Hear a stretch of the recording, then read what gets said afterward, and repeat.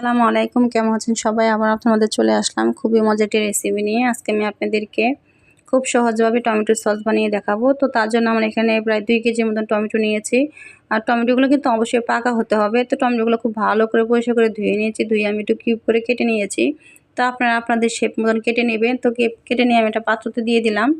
তো এখানে আমি একটা পেঁয়াজ দিয়েছি, আর কয় টুকরা আমি রসুন দিয়েছি, 2 টুকরা আমি আদা দিয়েছি, আর 4-5টা আমি এখানে শুকনো মরিচ দিয়েছি, 4টা লবঙ্গ দিয়েছি, আর দিয়েছি 2 টুকরো দারচিনি। তো এখন আমি চুলাটাই বসিয়ে দিব। চুলায় বসিয়ে দিয়ে আমি রান্না করবো। আর এই পদ্ধতিতে টমেটো সস বানিয়ে দেখা যায় যে আপনি 1 বছর সংগ্রহ করতে পারবেন, কখনো নষ্ট হবে না। অনেক সময় দেখা যায় যে টমেটো সসটা অনেকে বানায় যে পাতলা হয়ে যায় বা নষ্ট হয়ে যায়।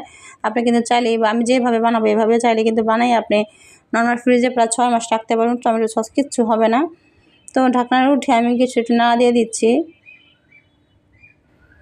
খুব ভালোভাবে নাড়া দিয়ে আমি আবার ঢাকনা দিয়ে ঢেকে দিব। আমি আর একটু নরম বানাবো আর কি, টমেটো সসটা বানাবো যাতে নরম করে বানাতে হবে। তো আবার ফিরে এলাম কিছুক্ষণ পর, দেখতে পাচ্ছেন আমার টমেটো কিন্তু অনেক নরম হয়ে গেছে। তার সিদ্ধ করতে হবে না, আমার কিন্তু এটা সিদ্ধ খুব ভালোভাবে সিদ্ধ হয়ে গেছে। তখন আমি এটাকে নামিয়ে নিব। নামিয়ে নিয়ে খুব ভালো করে একটু ঠান্ডা করে নিব। তো ঠান্ডা করে হয়ে গেছে। আমি অবশ্যই এটা কিন্তু ব্লেন্ডার করতে হবে। আপনাদের যদি ব্লেন্ডার না থাকে তাহলে চানাতে খুব ভালোভাবে চেলে নেবেন। তো আমি ব্লেন্ডারে ব্লেন্ড করে নিয়েছি। তো একটা পাত্রতে ঢেলে নিব। আমি এখানে চালনি দিয়ে খুব ভালোভাবে চেলে নিব। আর অবশ্যই কিন্তু একটু চেলে নেবেন, তাহলে কিন্তু খুব ভালো হবে, সসটা খুব মিহি হবে। তো এইভাবে ছাঁকনিতে নিয়ে খুব ভালোভাবে একটু চেলে নেবেন। আমি কিন্তু এইভাবে চেলে নিব, তাহলে সসটা খুব সুন্দর হয়।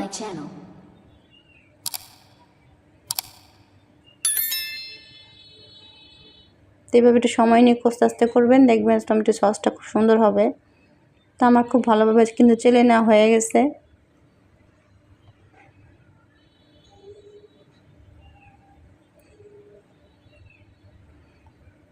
দেখতে পাচ্ছেন কত সুন্দর করে আমি চেলে নিয়েছি। আর এগুলো আমি ফেলে দিব। এগুলো দেখা সসের মধ্যে তাহলে কিন্তু সসটা ভালো লাগবে না, একটু চেলে নিলে খুব ভালো হয়। তো খুব ভালোভাবে আমার চালা হয়ে গেছে। তখন আমি চুলাইটা বসিয়ে দিব। তার আগে আমি একটু কিছু বানিয়ে নিব। এখানে অবশ্যই ভিনেগার ব্যবহার করতে হবে, তাহলে কিন্তু সসটা খুব ভালো থাকবে। আর যদি ভিনেগার ব্যবহার না করেন তাহলে কিন্তু সসটা নষ্ট হয়ে যাবে। তো অবশ্যই চেষ্টা করবেন একটু ভিনেগার দেওয়ার জন্য। তো এখানে আমি হাফ কাপের মধ্যে ভিনেগার দিয়েছি, আর দিয়েছি আমি 2 টেবিল চামচ কর্নফ্লাওয়ার। তো কর্নফ্লাওয়ারটা এখানে কোনো পানি ব্যবহার করতে হবে না, ওই ভিনেগারের ভিতরে আর কি কর্নফ্লাওয়ারটা দিয়ে খুব ভালো একটু মিশিয়ে নেবেন। তাহলে কিন্তু সসটা অনেক দিনও থাকবে, আর ঘন হয়ে যাবে। সসটা খুব ভালো দেখতে, খুব সুন্দর লাগবে। তো চুলায় আমি সসটা বসিয়ে দিয়েছি। আর এখানে আমি হাফ কাপের মতন চিনি দিয়েছি। তো চিনিটা দিয়ে খুব ভালোভাবে একটু মিশিয়ে নিতেছি। আর এখানে আমি সেই কর্নফ্লাওয়ার গুলানোটা দিয়ে দিলাম। এটা দিয়েও খুব ভালোভাবে মিশিয়ে নিব। আর এটা আমি সময় নিয়ে আস্তে আস্তে করে এটা আমি ঘন করে নিব। আর এটা কিন্তু অনবরত নাড়তে হবে। অনেক সময় দেখা যায় নিচে লেগে যাবে, নিচে নিয়ে কিন্তু নষ্ট হয়ে যাবে, খেতে ভালো লাগবে না আর কি, টেস্টটা নষ্ট হয়ে যাবে। আর দিয়ে দিলাম কিছু 1 টেবিল চামচের মধ্যে বিট লবণ। আমি কিন্তু আগে কোনো লবণ ব্যবহার করিনি, আপনি চাইলে সাদা লবণ ব্যবহার করতে পারেন। তো অনবরত নাড়তে হবে, একটু দেখতে হবে নিচে না লেগে যায়, একটু ঘন করে নিতে হবে। ঘন করে নিলে কিন্তু সসটা খুব ভালো হবে। তো দেখতে পাচ্ছেন, আপনাকে দেখা বোঝাই যাচ্ছে যে কতটা ঘন হয়েছে সসটা। তো অবশ্যই কিন্তু এরকম ঘন করে নামাতে হবে। আপনাদেরকে একটু সময় নিয়ে এঁকে চুলার মধ্যে একটু জাল দিতে হবে, তাহলে কিন্তু সসটা খুব সুন্দর হবে। আর আপনি বছর ভরে রাখতে পারবেন, তাহলে কোনো সমস্যা হবে না। একটু ঘন করে নিতে হবে আপনাদেরকে।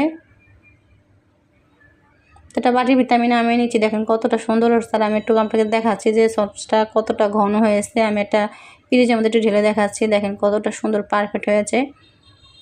খুব সহজভাবে কিন্তু আমি টমেটো সস বানিয়ে নিলাম। আপনারা কিন্তু চাইলে অবশ্যই রেসিপিটা ফলো করে আপনারা বানিয়ে রাখতে পারেন, 1 বছরের সংগ্রহ করে রাখতে পারেন টমেটো সস।